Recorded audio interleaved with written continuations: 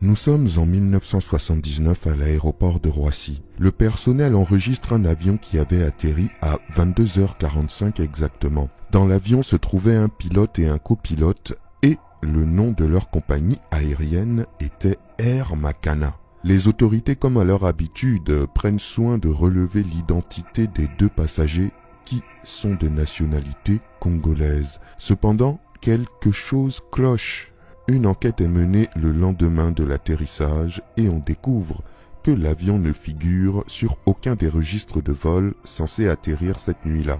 De plus, à la connaissance des autorités aéroportuaires, aucune compagnie aérienne connue ne porte le nom de Air Makana. Encore plus étrange, il a été notifié que les passagers ont bien débarqué en France, mais l'avion est mystérieusement introuvable.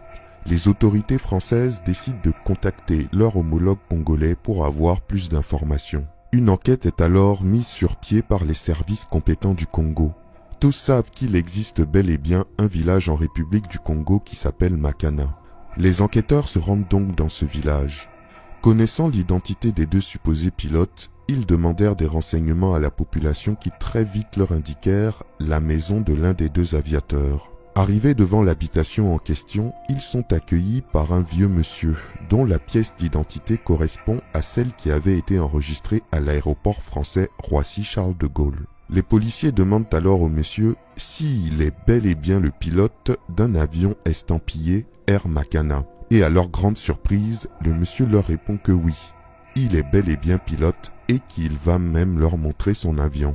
Le pilote rentre dans la maison et ressort avec un avion en modèle réduit qui tient à peine dans sa main et sur lequel est marqué Air Makana. Un peu surpris, les policiers décident de le ramener au poste pour l'interroger et en profitent aussi pour arrêter le copilote qui se trouvait dans le même village. Les deux individus leur expliquent alors que leur avion n'est pas comme les autres.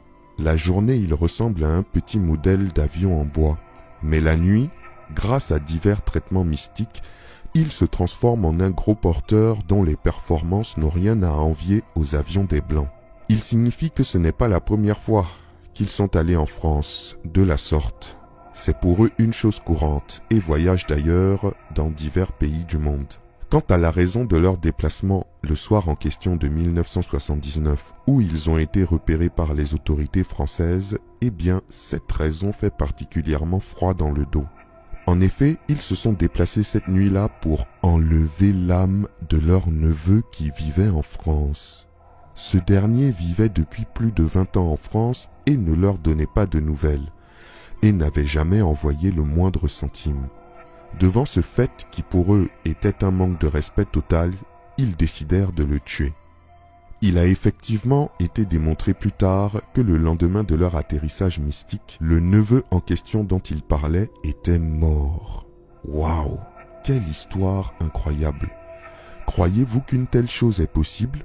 J'attends vos réponses dans les commentaires. Nombreuses sont les histoires d'avions mystiques en Afrique, mais celle-ci est particulièrement truculente.